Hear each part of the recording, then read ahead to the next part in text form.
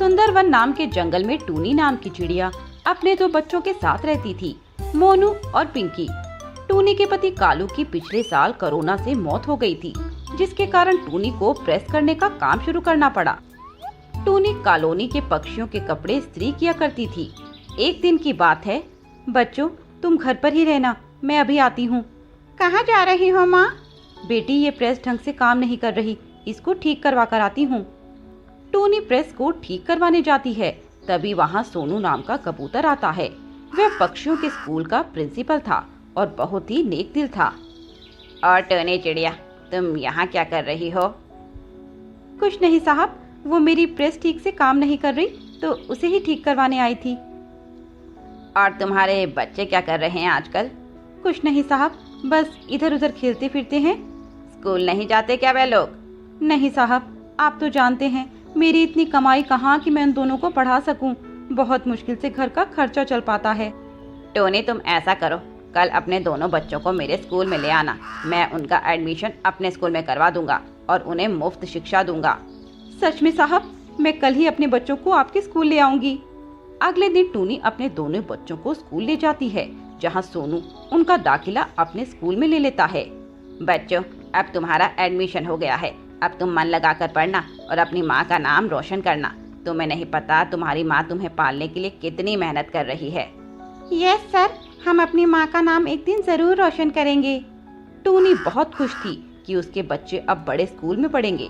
वहीं शाम को टूनी सोनू के घर उसके प्रेस किए हुए कपड़े देने जाती है। नमस्ते मैडम, ये लीजिए आपके कपड़े और ये मिठाई भी। मिठाई किस खुशी में? साहब ने आपको बताया नहीं, आज साहब ने मेरे दोनों बच्चों का दाखिला अपने स्कूल में करवा दिया और उनकी पढ़ाई बिल्कुल मुफ्त होगी। सच में मैडम, सोनू साहब तो एकदम देवता हैं। उन्होंने इन गरीब बच्चों को अपने बड़े स्कूल में लेकर मेरे ऊपर बहुत उपकार किया है।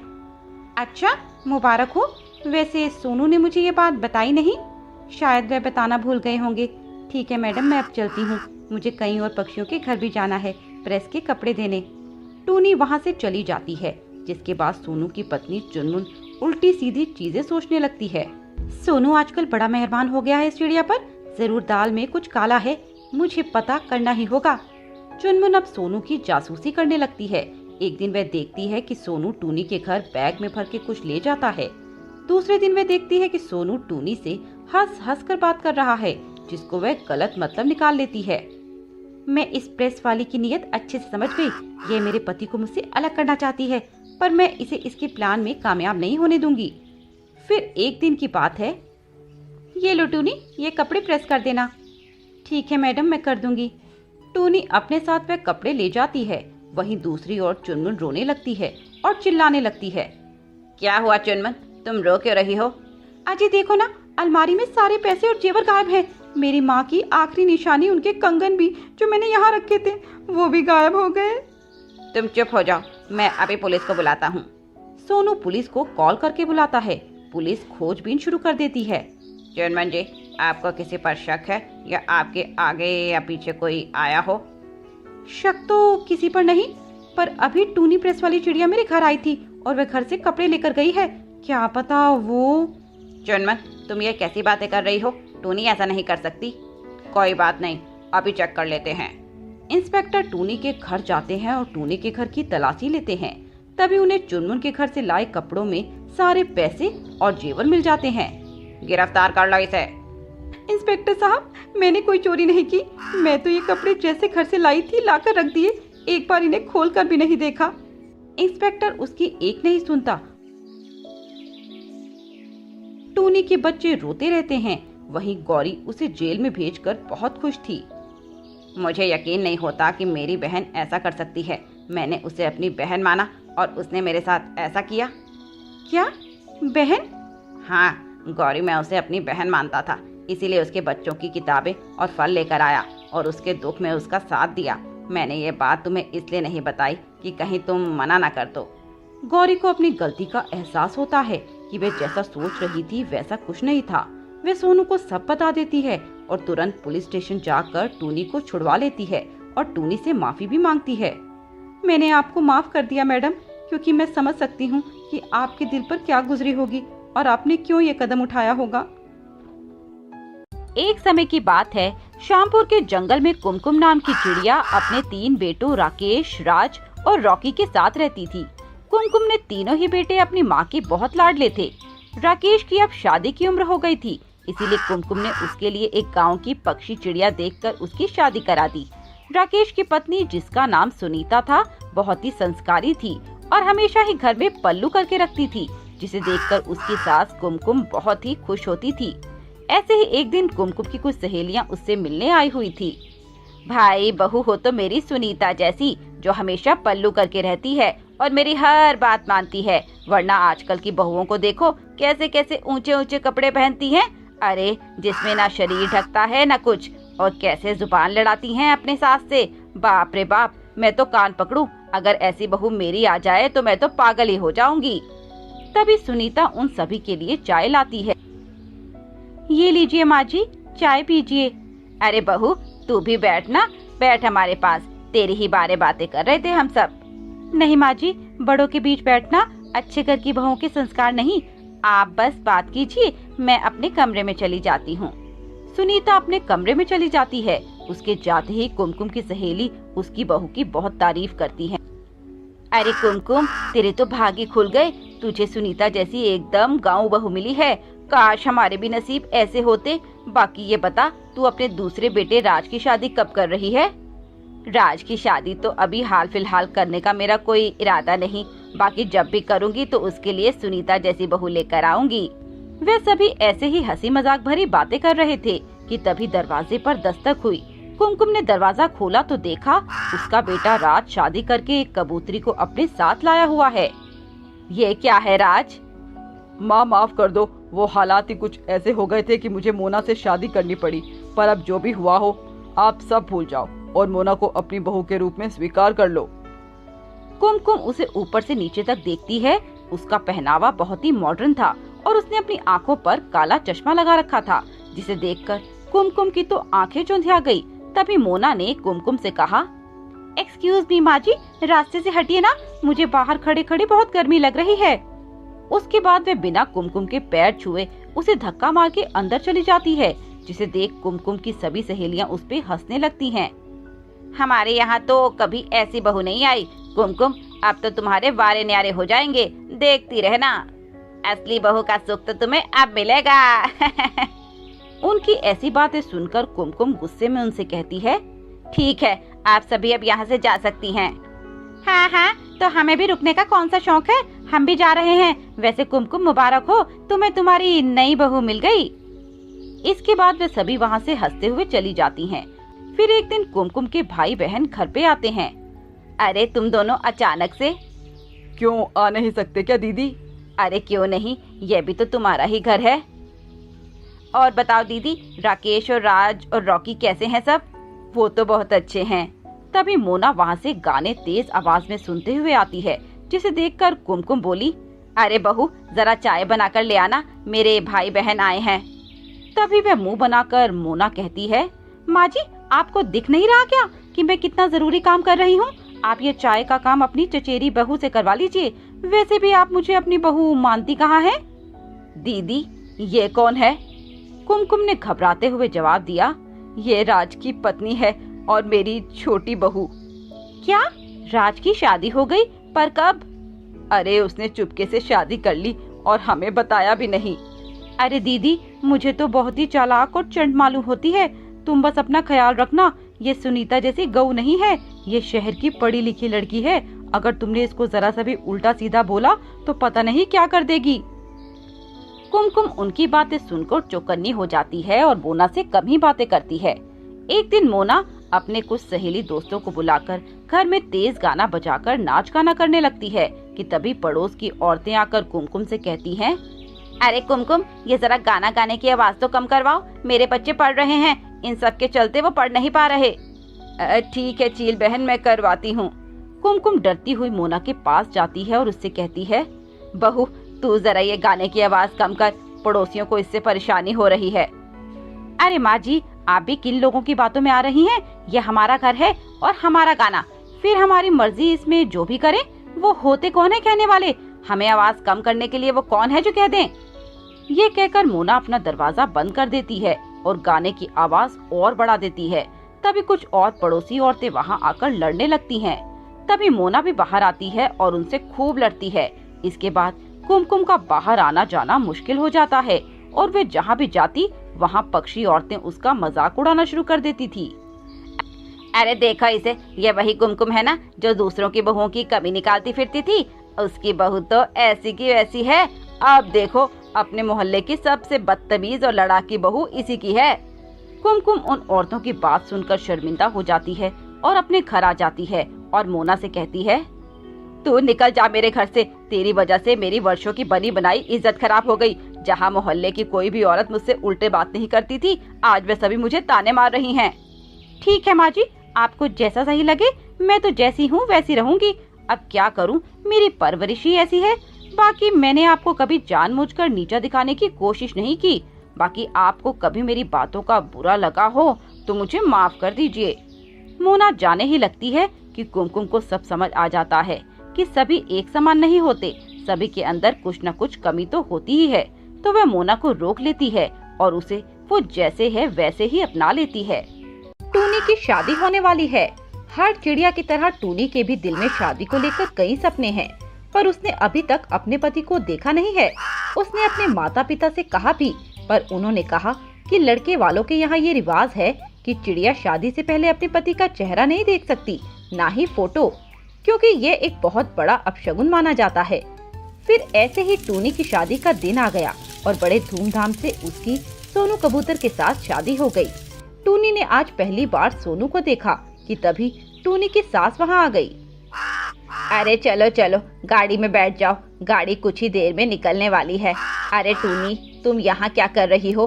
तुम भी जाओ, गाड़ी में बैठ जाओ। माँ जी पर क्यों? मैं तो दूल्हे के साथ अलग गाड़ी में आऊंगी ना। अरे बहू, ऐसा नहीं हो पाएगा, क्योंकि सोनू के फूफा की तबीयत उस गाड़ी में खराब हो जाती है। अभी आते वक्त वो उसी में आए थे और देखो उनकी तबीयत कितनी खराब हो गई। इसलिए हमने ये सोचा है कि वे सोनू के साथ दूल्हे वाली कार में आ जाएंगे। टूनी कुछ कहना चाहती थी कि तभी उसकी जेठानी आ गई। अरे टूनी, मैं भी तुम्हारे साथ बस में ही चल रही हूँ और तुम देखना बस में कितना मजा आएगा। इन लोगों को तुम कार में जाने दो। टूनी अपनी जेठानी की बात मान लेती है और उसके साथ बस में बैठकर आ जाती है। उसके बाद टूनी को उसके कमरे में ले जाया जाता है और बेड पर बिठा दिया जाता है कि तभी उसके कमरे में एक कौवा आता है। तुम तो मेरी उम्मीद से भी सुंदर हो। वैसे मेरा तो बहुत मन था कि मैं तुम्हें शादी से पहले देख सकूं, पर क्या करूं, माँ ने कहा हमारे खानदान में चिड़िया चिड़ा एक दूसरे को शादी से पहले नहीं देख सकते। टूनी पहले तो उसको देखती है, फिर उससे बोलती है, आप कौन और आप क्या बोल रहे हो? आपको शोभा देता है ये सब बोलना? आप नई नवेली दुल्हन के कमरे में ऐसे घुस आए? चलिए निकलिए यहाँ से। अरे टूनी, तुम ये क्या कह रही हो? तुमने पहचाना नहीं मुझे? मैं तुम्हारा पति हूँ सोनू, जिससे तुम्हारी शादी हुई है। और तुम ये कैसी पत्नी हो जो अपने पति को पहचानने से इनकार कर रही हो? अरे आज ही तो शादी हुई है हमारी और इतनी जल्दी भूल गई? तुम मेरे पति हो ही नहीं सकते। मेरी तो किसी और से शादी हुई थी, मुझे अच्छे से याद है।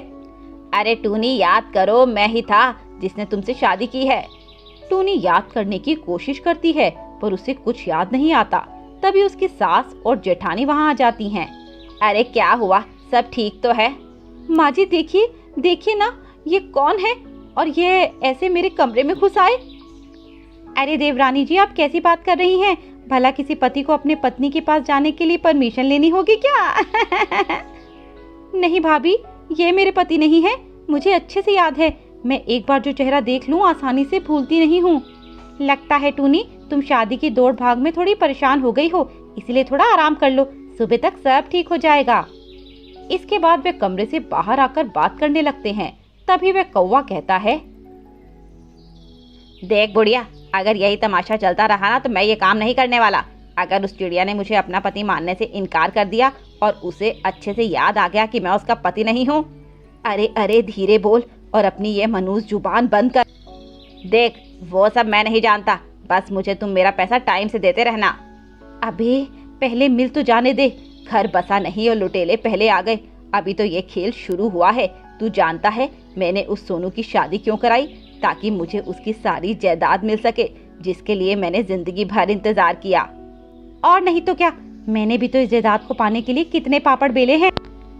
उनकी ये सब बातें अंदर बैठी टूनी सुन लेती है और अब उसका शक और गहरा जाता है।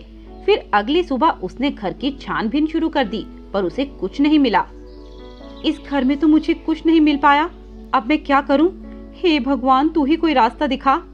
तभी उसके सामने एक तोतन आती है जो उस घर की नौकरानी थी और वह टूनी को अपने साथ खींचकर बाहर ले जाती है। मेम साहब, मैं आपको एक बात बताना चाहती हूँ। पर आप कौन और आप मुझे क्या बताना चाहती हैं? देखो बहू, तुम जो सोच रही हो वही सही है। मतलब तुम्हारी शादी उस कौवे से नहीं हुई, तुम्हारी शादी तो सोनू कबूतर से हुई है, जिसको इन्होंने ना जाने कहाँ कैद किया हुआ है। पर ये लोग ऐसा क्यों कर रहे हैं? जायदाद का लालच बहू। आपका बहुत बहुत शुक्रिया। अब बस मुझे ये पता करना है कि इन्होंने मेरे असली पति सोनू जी को कहाँ छुपाया हुआ है, बाकी मैं खुद कर लूंगी। अगले दिन टूनी अपनी सास से बड़े मीठे तरीके से बात करने लगती है और अपनी जेठानी को भी खूब मक्खन लगाती है और उस कौवे को भी अपना पति मान लेती है। मैं आपसे माफी मांगती हूँ, मैंने आपको इतना परेशान किया, पर अब मुझे सब याद आ गया है। अरे बहू, मैं तो तुझे पहले ही कह रही थी कि यह सब थकान के कारण हुआ है। अब देख, थकान उतर गई तो सब ठीक हो गया। जी माँ जी। सबसे पहले टूनी उनका विश्वास जीतती है और उसके बाद वह उनकी निगरानी शुरू कर देती है। और फिर एक दिन वह अपनी सास को फोन पर किसी से बात करते हुए सुनती है। खाना क्यों नहीं खा रहा वो? तुम्हें क्या मैंने झक मारने के लिए रखा है? रुको, मैं ही आती हूँ। ये मेरी कौवन सास किससे बात कर रही है? मुझे भी इसका पीछा करना चाहिए, क्या पता कुछ मिल ही जाए। इसके बाद वह अपनी सास के पीछे पीछे लग जाती है। रास्ते में टूनी की सास को शक होता है कि उसके पीछे कोई है, पर टूनी भी बहुत चालाक थी, वो भी अपनी सास को देखने से पहले ही छुप जाती है। फिर उसके बाद वह कौवन जंगल के बीच एक सुनसान गुफा में गई और टूनी भी उसके पीछे गई।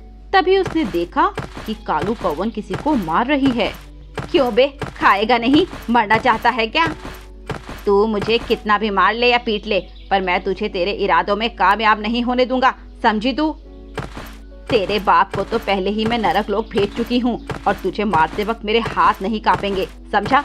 चुपचाप ये खाना खा ले और 1-2 दिन में मैं फिर आऊंगी। तुझे प्रॉपर्टी के पेपर पर भी साइन करने हैं। अभी तेरी बीवी तो मान चुकी कि वह कौवा ही उसका पति है, अब बस तेरे साइन हो जाए तो मजा आ जाएगा। इसके बाद वह वहाँ से चली जाती है। टूनी जब थोड़ा अंदर जाकर देखती है तो पहचान जाती है कि यह कबूतर तो उसका असली पति है। फिर वह उन गुंडों को ध्यान भटकाने के लिए बाहर एक पत्थर फेंकती है, जिससे किसी के आने की आवाज सुनकर वे गुंडे बाहर आ जाते हैं और टूनी सोनू के पास जाती है। आप ठीक तो है ना? अरे टूनी, तुम यहाँ क्या कर रही हो? मैं आपको यहाँ बचाने के लिए आई हूँ, अब चलिए। नहीं टूनी, देखो मेरे हाथ और पैर दोनों बंधे हुए हैं। पर सोनू जी, वे आपकी माँ होकर ऐसा क्यों कर रही है? टूनी, वह मेरी सगी माँ नहीं है, वो मेरी सौतेली माँ है और उन्होंने जायदाद के चक्कर में मेरे पिताजी को भी मार डाला और मेरे पिताजी ने सारी जायदाद पहले ही मेरे और मेरी होने वाली पत्नी के नाम कर दी थी, इसीलिए उन्होंने मेरी शादी तुमसे कराई। तभी किसी गुंडे के आने की आवाज आती है। तुम यहाँ से चली जाओ टूनी, अगर किसी ने देख लिया तो वे तुम्हें मार डालेंगे। ठीक है, मैं अभी चलती हूँ, पर जल्दी वापस आऊंगी। टूनी वहाँ से चली जाती है और भागकर घर वापस आ जाती है और फोन करके अपने मायके वालों को सारी बात बता देती है। ठीक है टूनी बेटा, तू टेंशन मत ले, हम सब तैयार हैं, बस तू बता देना कब क्या करना है। टूनी अब सब जान चुकी थी, पर अभी भी उसके पास अपने ससुराल वालों के खिलाफ कोई सबूत नहीं था, इसीलिए उसने उनके खिलाफ सबूत जुटाने शुरू कर दिए। फिर एक दिन टूनी का पति उसके पास प्रॉपर्टी के पेपर लेकर आता है। लो टूनी, इस पर साइन कर दो। ये क्या है? अरे ये तो LIC के पेपर हैं, मैं तुम्हारे नाम एक LIC की पॉलिसी ले रहा हूँ, इसीलिए तुम्हें साइन करने की जरूरत है। टूनी ये जान चुकी थी कि कौवा झूठ बोल रहा है, पर फिर भी उससे कुछ नहीं कहा और चुपचाप साइन कर दिए।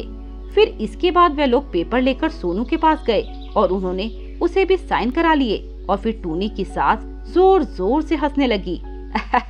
आखिरकार मैं कामयाब हो गई, मुझे जो चाहिए था वह मुझे आखिर मिल ही गया। अब मैं इस घर की जायदाद की अकेली मालकिन बन गई हूँ।